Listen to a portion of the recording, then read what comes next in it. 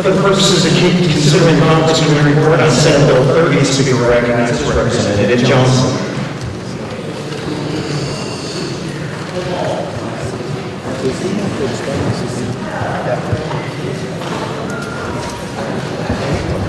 Thank you, Mr. Speaker. I know there's great anticipation and excitement for Senate Bill 30. It is a culmination of a lot of work by folks in both chambers, by folks across party lines, to try and find an opportunity that we could agree on an increase in taxes and tax rates. It's an unenviable position to be in, to look at the needs that we have as we consider the budgets and the details with CAPERS, education funding, and others.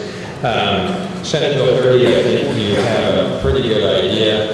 The explainer from the research department goes through the rates. The brackets are set as they were prior to 2012 at those same breakpoints. The rates are lower than the 2012 rates. There is an 11.5% decrease in the top and bottom rate from prior to 2012. There is an increase if your baseline is looking at the tax cuts that the governor has and wishing to maintain those. There is an increase from those rates. There is a decrease if your baseline is from before that point in time.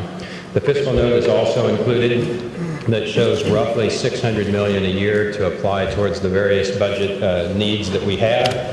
For some, that will be too much. For others, that will be not enough. For us, as we consider it, it is one step that we can take in seeking a solution to the efforts that we have this year. There's so much work to be done as we consider education and budget, but finding our way forward on the tax plan is one next step that we can take. I would welcome questions that you have, and I believe rather than further describe pieces of the plan, I will welcome the chance to answer questions as you should have them, and we'd be happy to stand for them. Discussion, Representative Ward. Thank you, Mr. Chairman. I'm here because Representative Sawyer is ill today, and believe me, she was here because he loves and appreciates taxes much more than I do. I will say there are three really good things about this plan that's presented to you today. One, it repeals the LLC loophole that we've all talked about so long. It repeals the glide path to zero, and it reestablishes the three-tiered income tax bracket. I will compliment the majority party for putting together some people in a room to try to hammer out compromise, and steps were made.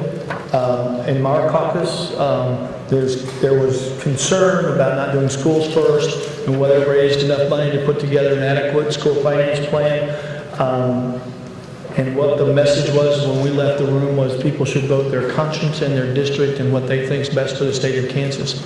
And with that, I would encourage you to do the same analysis as you vote on Senate Bill 30. Representative Whitmer.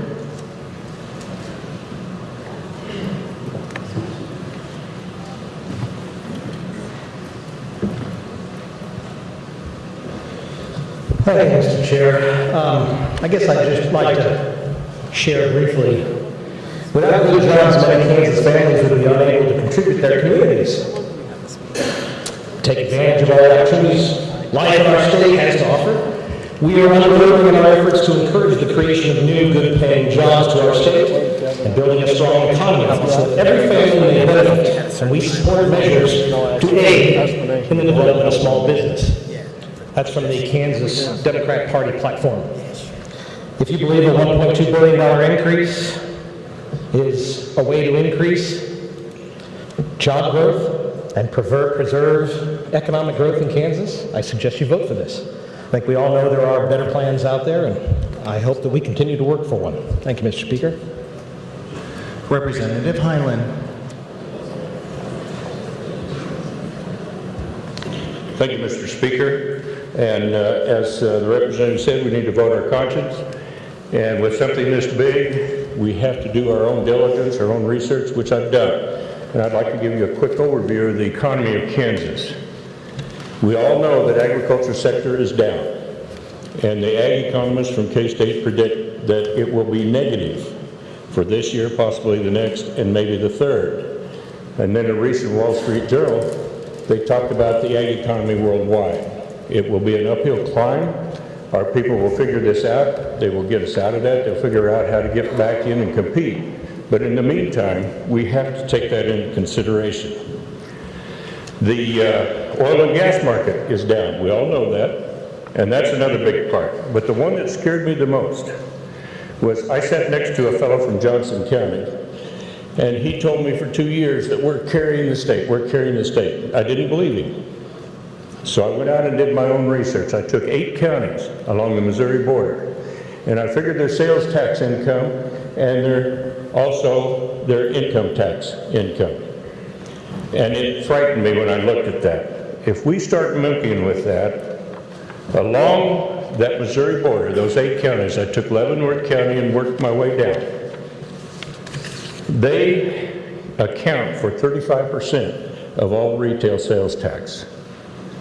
Johnson County alone accounts for 26% of all the state retail tax.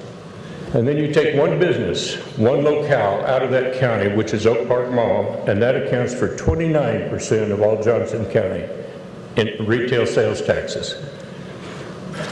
On the income tax side, those 8 counties account for 40% of all the income taxes. Now, do we really want to work on a system that is going to harm that sector along the county, along the Missouri border?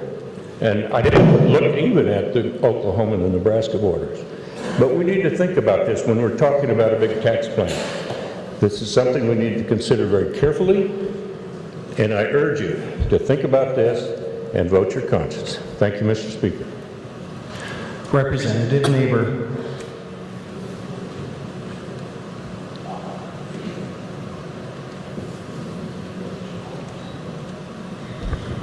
Thank you, Mr. Speaker Pro Tem. Would the carrier of the bill stand for just a couple questions, please? In reading this, I look and low-income exclusion thresholds have changed substantially in this bill.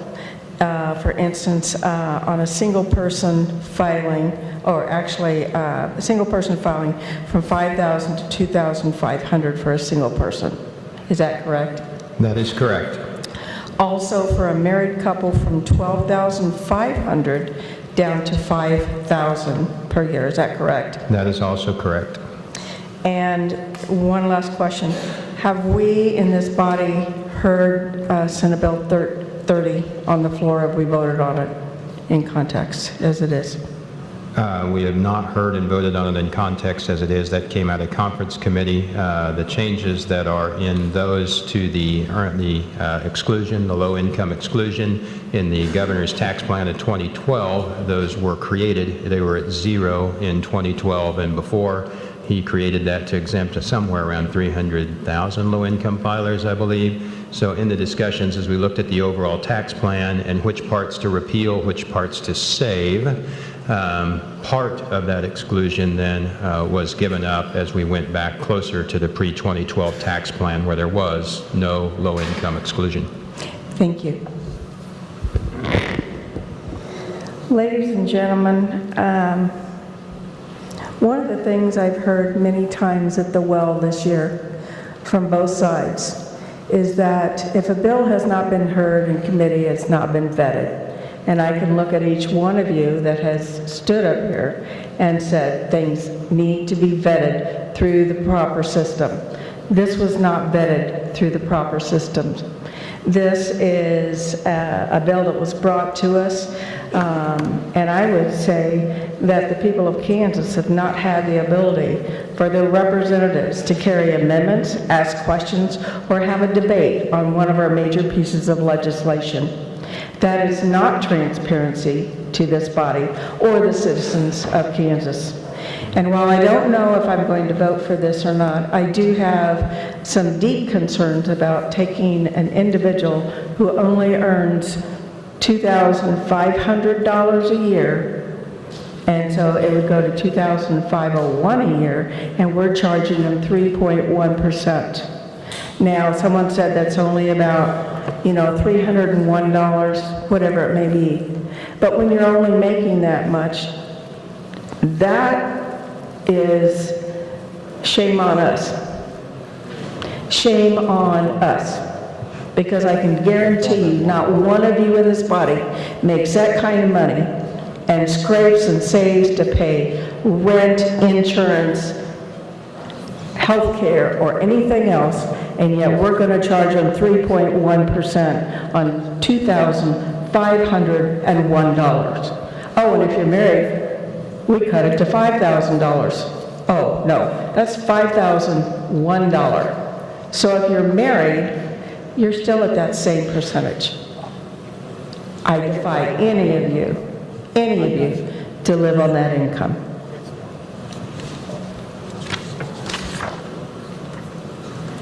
Representative Carpenter.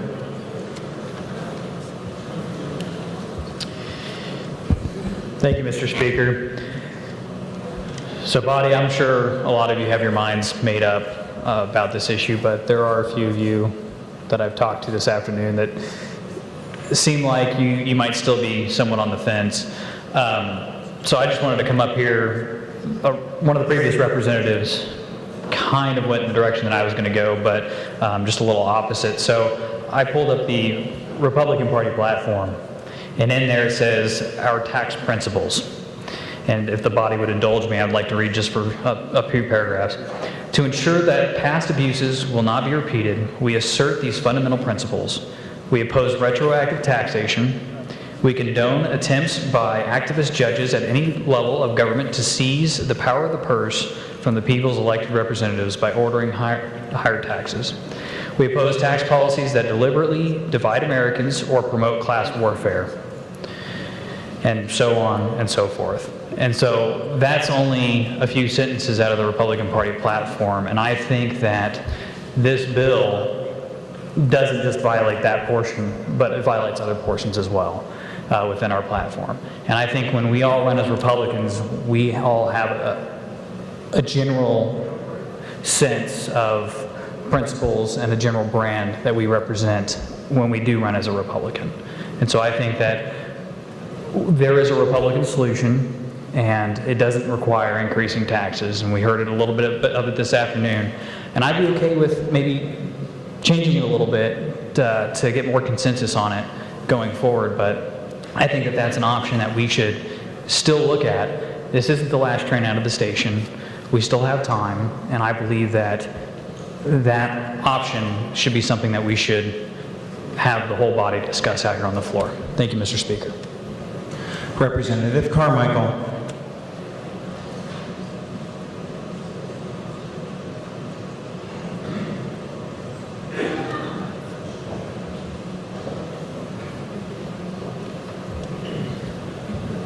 Thank you, Mr. Speaker. Would the carrier of the conference committee report be kind enough to stand for a couple of questions? I would be thrilled to. Good.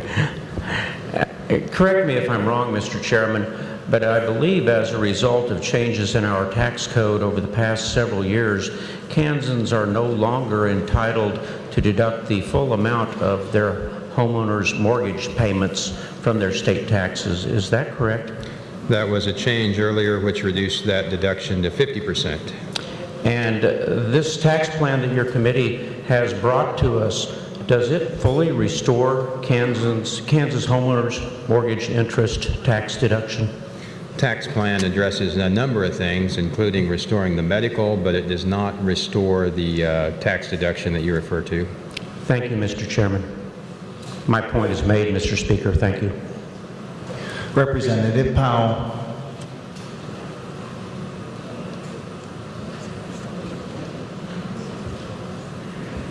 Thank you, Mr. Speaker. Good evening, body. So I think many of you know that we had a press conference this afternoon presenting the Republican balanced budget solution. And so when we look at increasing taxes, this is something that's actually not necessary. While visiting a friend Sunday in the hospital, had a couple, they're not my constituents specifically, they're from Lawrence, Kansas, but they asked to speak with me outside this person's hospital room, and an older couple, and they said, please don't increase our taxes. We're being crushed from taxes. from every direction. And I think this is a representation of not just an anecdotal story, but a survey, I believe, bears that out. According to a recently released Docking Institute Kansas Speaks poll, which is not considered a conservative poll by any stretch of the means, a whopping 75% of Kansas wanted the budget deficit solved with either cuts alone, 41%, or a combination of cuts and taxes. Only 25% approved of new taxes to fill the deficit. No one approved of the methods currently being debated in the Kansas legislature, which is to both increase spending and raise taxes.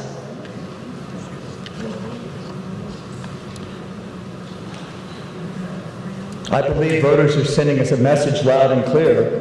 Voters want us to do our job and do so in a way that minimizes the burden on the middle class while meeting our constitutional obligation.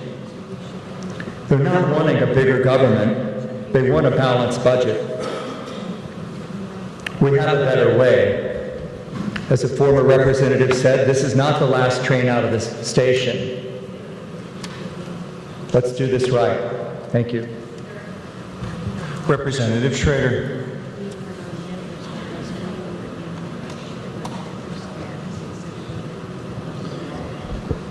Thank you, Mr. Pro Tem. Very serious issue here before us. But I would like to challenge the body to think ahead. We used to have this thing, excuse me, I've got a bad cold. We used to have this thing we did with our kids where we said, okay, if you do that, what happens next?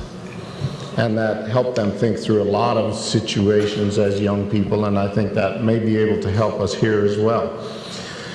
So if we don't pass additional taxes, and this is my first year on Appropriations Committee, it's obvious we'll have to cut something somewhere. And it's my sincere hope that at some point in time we have a budget that comes before us as a regular bill that can be amended. And I would like to challenge those of you that think we don't have a revenue problem, we have a spending problem. I would like to seriously challenge you, bring your amendments. I would like to see where it is that you would like to cut $500 million out of our budget. I really would like to see that. So bring your amendments. It should be an interesting debate at that point in time. If you don't bring amendments, I would go so far as to say that even if you vote no on this and vote no on the budget, if you don't have amendments, that would seem to be tacit approval that you really do approve of what we're doing, even though you may not be voting for it. So again, that's a challenge. Somewhere down the road, plan ahead, get your amendments ready, and vote your conscience on this one. Thank you, Mr. Pro Tem. Representative Landwehr.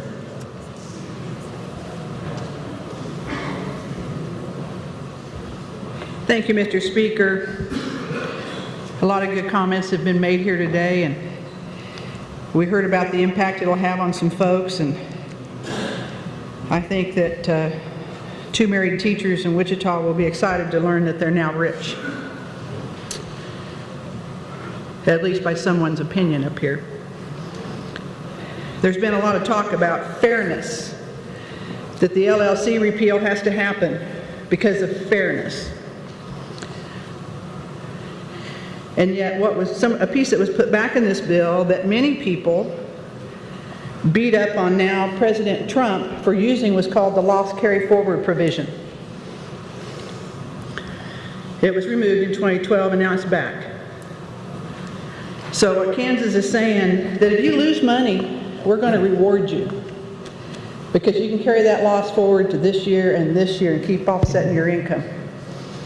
But if you make money and you create jobs, we're going to penalize you. There was news this weekend, there's Kellogg getting ready to lay off a couple hundred people. It doesn't sound like a lot, but if you add that to some of the other layoffs that we've had, the jobs and the income's not there. Wichita's been known as a manufacturing state and one of the largest legs for the state, but guess what? We're losing. And it happened before 2012. You can't tax your way to prosperity, folks.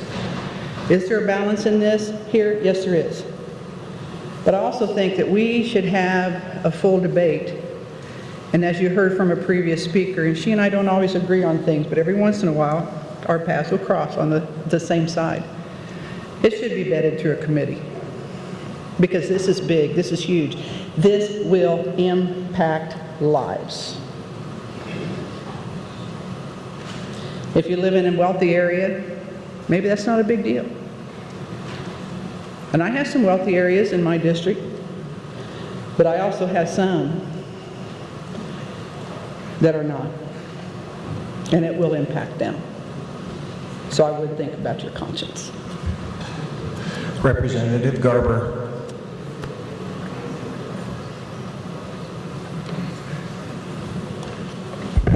We're getting a little bit of debate, so that's good, I guess, but it'd be nice to have a full debate. Perchance, I was handed a letter today from a business owner. I'm not going to tell his name, and I'm not going to tell you his business name. We're just going to call it Business ABC LLC. This man is an investor. And in 2014, he organized an LLC for Kansas because of what we did in 2012. And I was part of that. And I'm not ashamed of it. He goes on to say that his job would require hiring pumpers for daily maintenance on leases, hiring pulling units, cement companies, purchasing downhole pumps and supplies for local field supply stores, from local field supply stores. He didn't invest in Kansas yet. He was going to, but due to poor health and the dropping oil prices, he waited. He didn't put the process in motion to move assets into that LLC. He did, however, drill a well in 2012 in Nevada under a different company. He says during the first 6 weeks of operation, there were over 60 men that worked on that well. He personally spent $200,000 on that lease. Then he says a small oil company can keep the local economy going. Then he says, fortunately, I delayed moving assets into my LLC in Kansas and decided to wait and see what the Kansas legislature was going to do to us.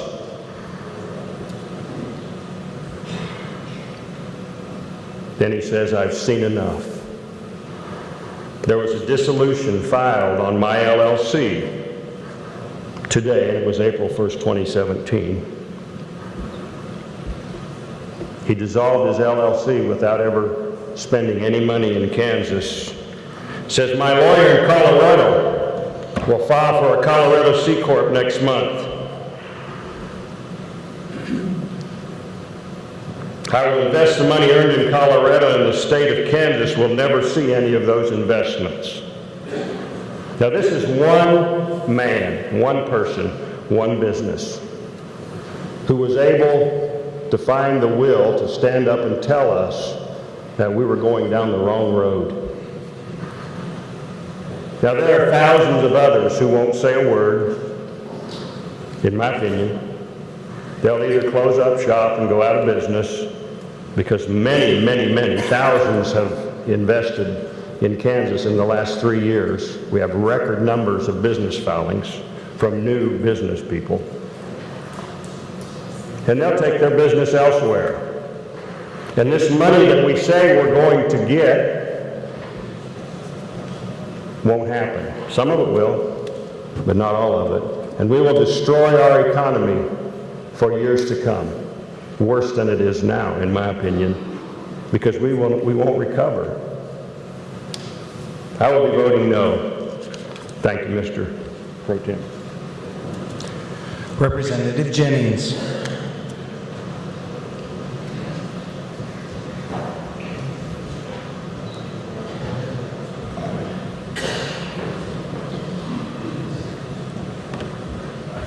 Thank you, Mr. Speaker.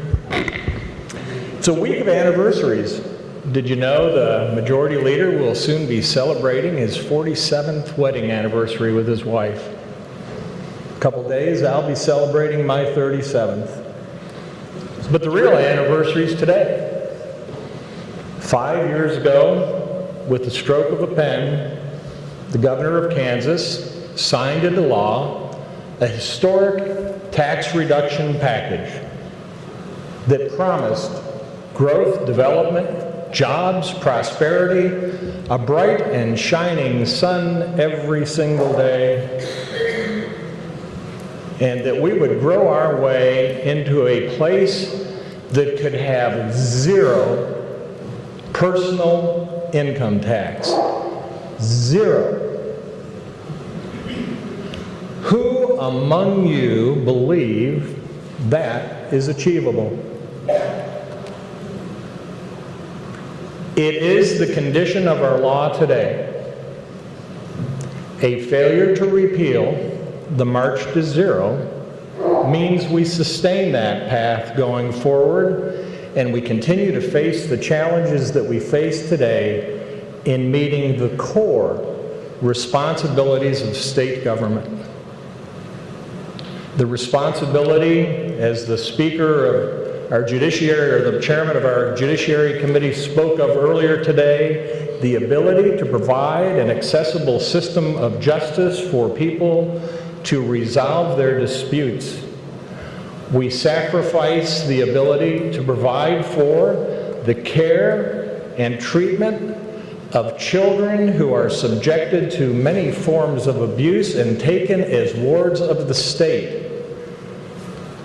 We lose the ability to provide a mental health system that can care and treat those individuals who, through no fault of their own, become committed to state hospitals that are incapable of meeting their mission because of a lack of adequate resources.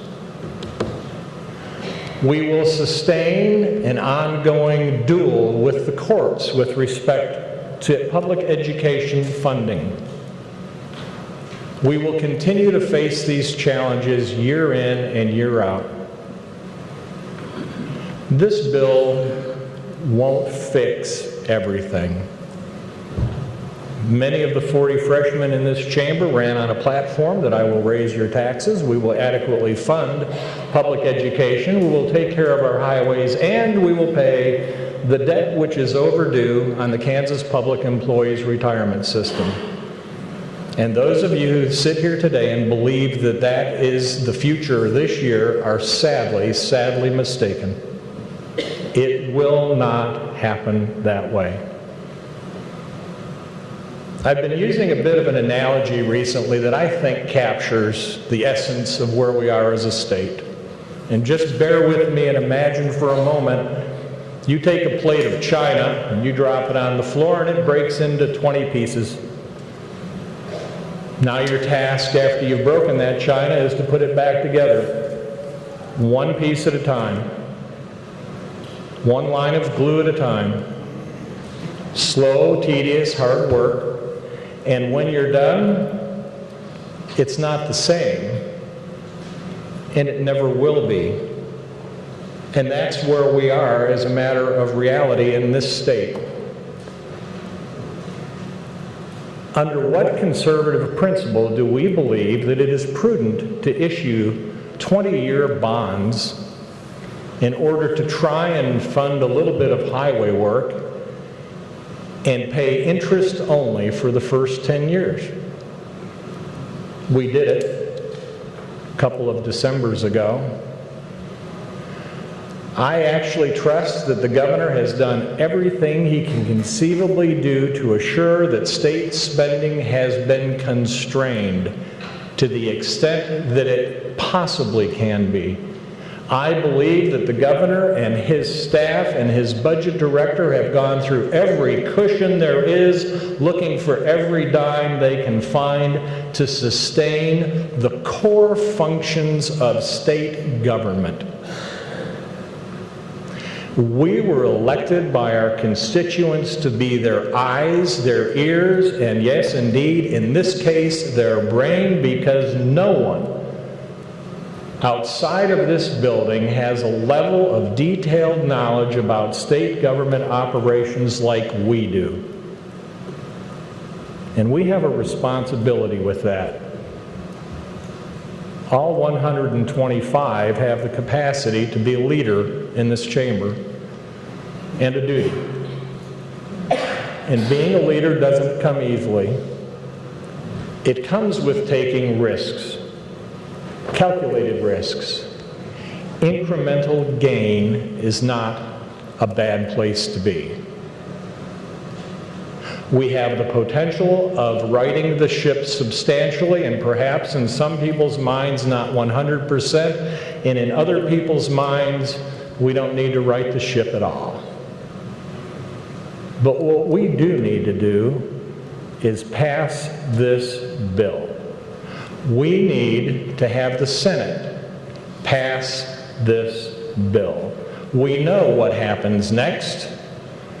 With yet another swipe of the pen, this bill will be vetoed. And we will have the opportunity to override that veto, assuming a majority necessary for such action can be gained. And that's not new to this body.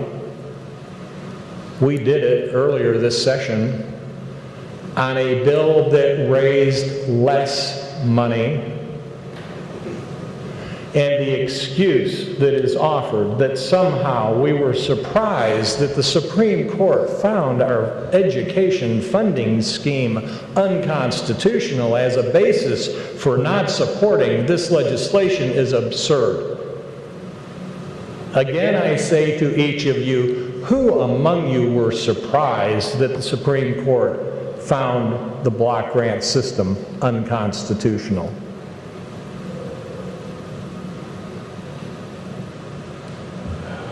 My first or second year in here, I came down to this well and I told some friends who were giving me guidance otherwise that I was going to speak on a tax bill because I thought maybe it might help a little bit. Turns out I was wrong. And I said it then, and I'll say it now. I'm ready to help fix this thing so that our state government can be restored to fulfill its core functions, not to grow it, but to fulfill our core functions. And I hope that you will join me with the political courage and go through a process of thoughtful, pragmatic problem solving, and will cast a vote tonight to support this bill. It is not perfect. You can find a reason not to vote for it. But the time's come to change the course. We achieved success with the March to Zero. That fairly represents our ending balance. Thank you. Representative Wilson.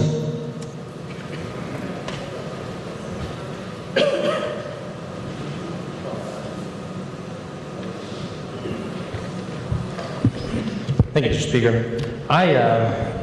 First of all, it's tough to follow that. That former representative is way more eloquent than I'll ever be.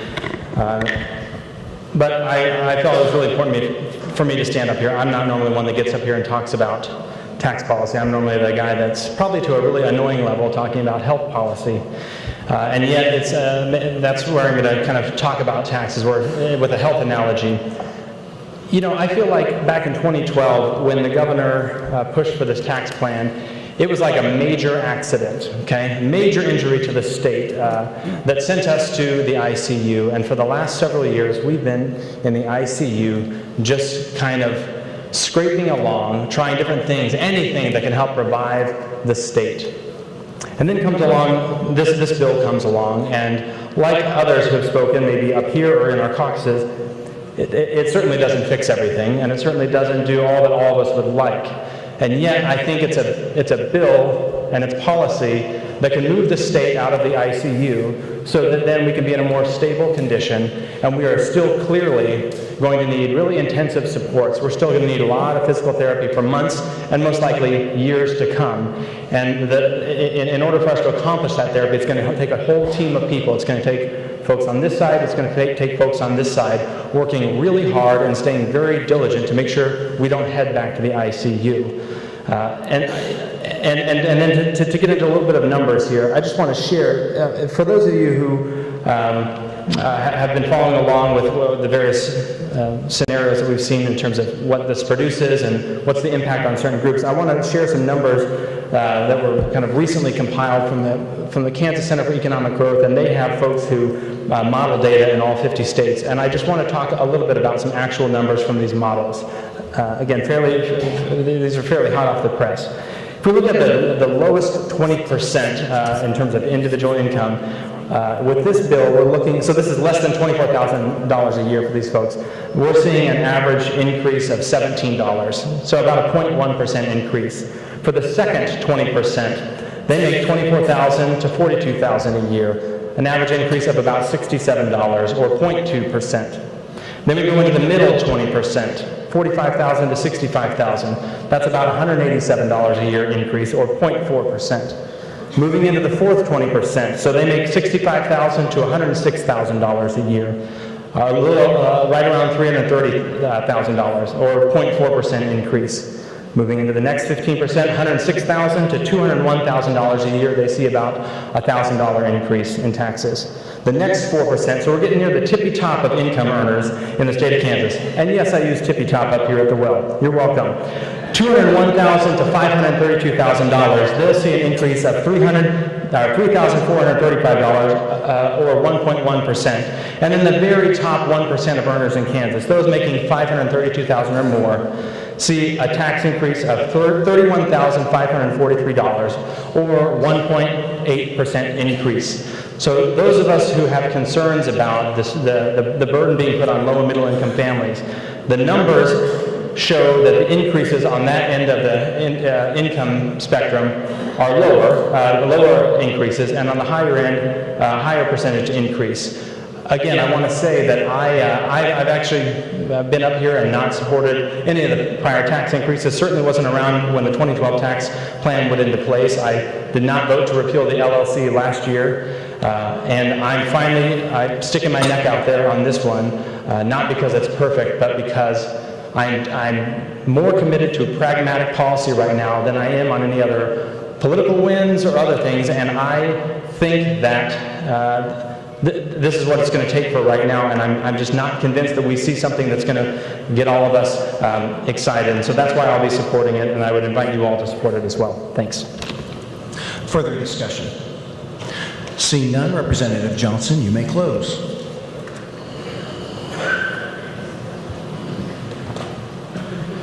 Thank you, Mr. Speaker, and thank you for the engagement that everyone has had in the debate.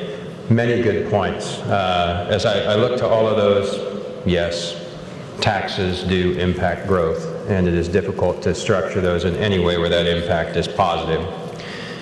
However, I would suggest that additional borrowing or failing to meet debt payments in the long run can only increase spending. Measures of fiscal responsibility, I have learned, are not simply black and white. Trying to consider those as a challenge for each of us, and I respect the decision that each of you make as we consider that trade-off between what is fiscally responsible. There's a question on our ability to vet this in both committee and on the floor. I would suggest that this bill, somewhat by accident in the measures that were accepted and not included, were vetted. 2178 spent a great deal of time in committee, great deal of discussions that were there. It was on the floor. The three brackets were set and introduced in that. The various deductions were also discussed through that, what was in and what was not in subsequent debate. We heard about other deductions that we had a question on. We entered bills and had hearings on those issues individually to try and get a sense for what some of those key ones were. Some others were mentioned on the floor, and we asked the committee generally several times just because they really liked the chair to go over things again and again, if we would like to have a hearing on yet those issues. And those give us the chance. The Star Bond legislation was included, not part of 2178, which was the tax bill, but part of 2184, which happened to pass the body at 112 yes votes.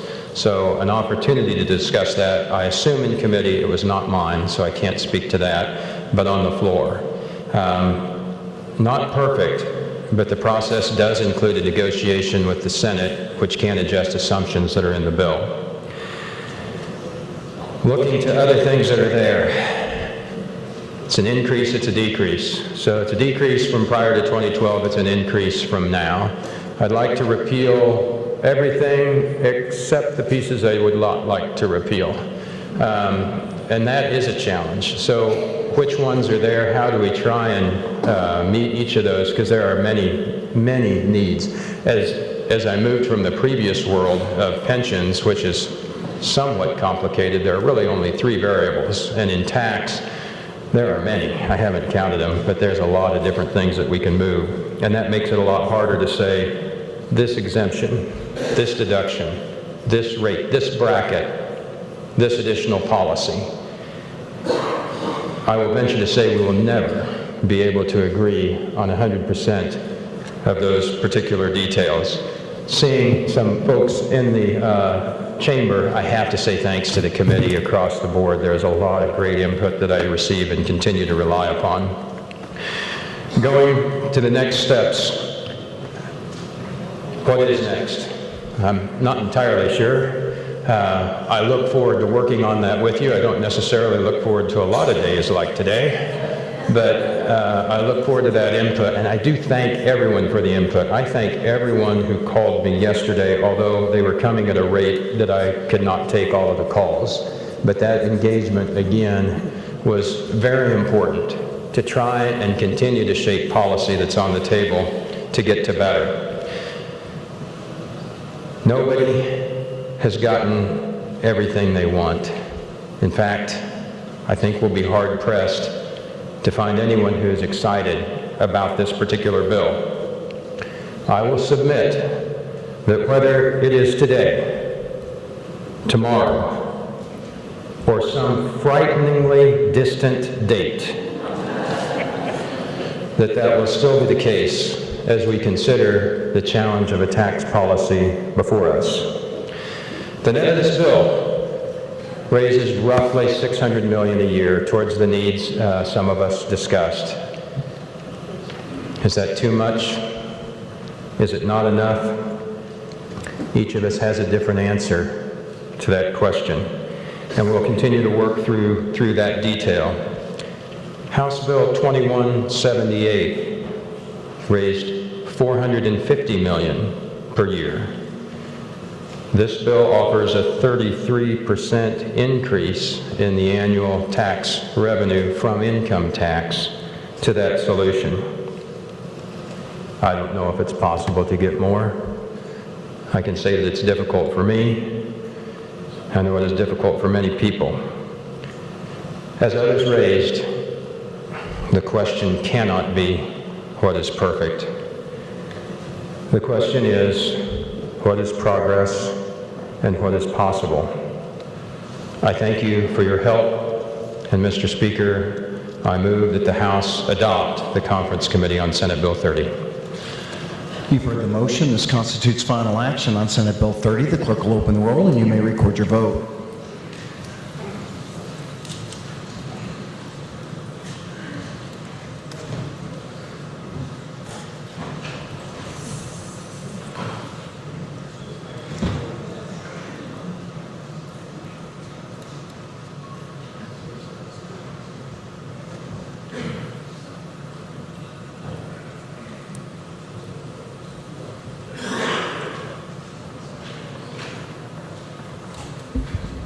Has every member had the opportunity to record his or her vote? Clerk will close the roll. Did any member desire to explain his or her vote? Did any member desire to change his or her vote? Representative Schroeder votes aye. Representative Curtis votes no. Representative Clark votes aye. Representative Ousley votes no. Further change? Seeing none, 53 voting in favor and 68 opposed to the passage of Senate Bill 30, the same not receiving the constitutional majority is hereby declared lost. Clerk will record the vote.